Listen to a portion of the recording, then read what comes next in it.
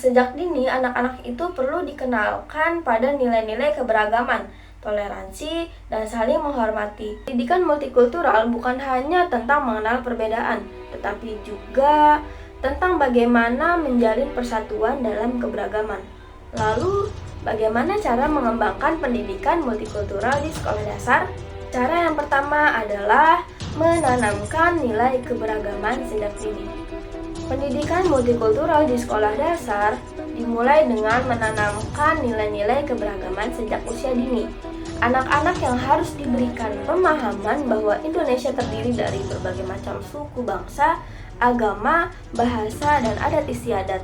Dengan mengenalkan kepada mereka mengenai keberagaman budaya, kita itu tidak hanya memberikan wawasan, tetapi kita menumbuhkan rasa bangga terhadap identitas bangsa. Di kelas, anak-anak itu bisa diajarkan melalui cerita rakyat, sejarah bangsa, dan lagu-lagu daerah yang mencerminkan keberagaman budaya. Diskusi mengenai perbedaan agama, adat istiadat, dan bahasa yang bisa dilakukan dengan cara yang sederhana dan menyenangkan agar siswa merasa nyaman dan terbuka. Langkah yang kedua adalah mengintegrasikan tema keberagaman dalam kurikulum yang diajarkan.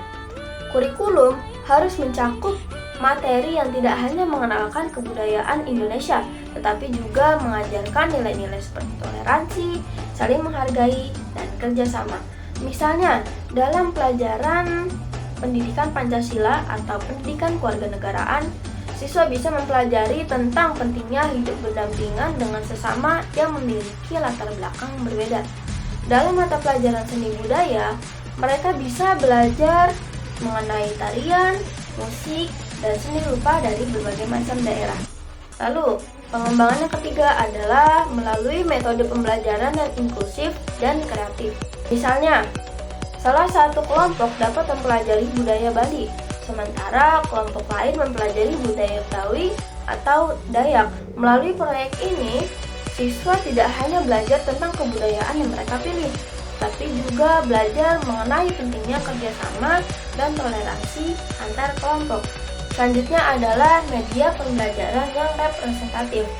Buku teks, bahan ajar harus mencerminkan keberagaman yang ada di Indonesia dengan menampilkan gambar, cerita, dan referensi yang adil dari berbagai macam suku dan budaya.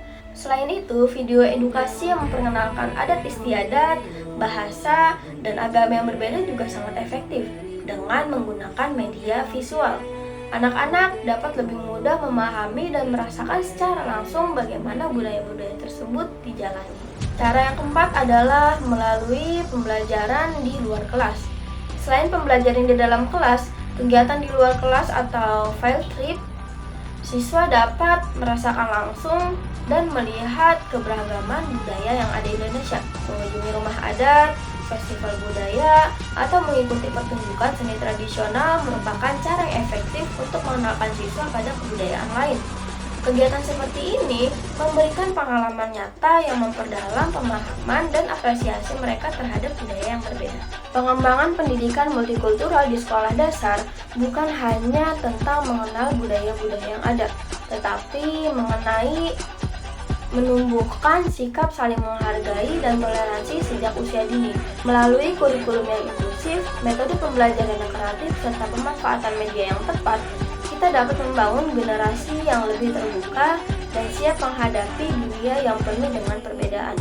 Dengan pendidikan multikultural yang baik, kita bukan hanya membentuk siswa yang cerdas secara akademis, tetapi juga siswa yang cerdas dan memahami serta menghargai keberagaman.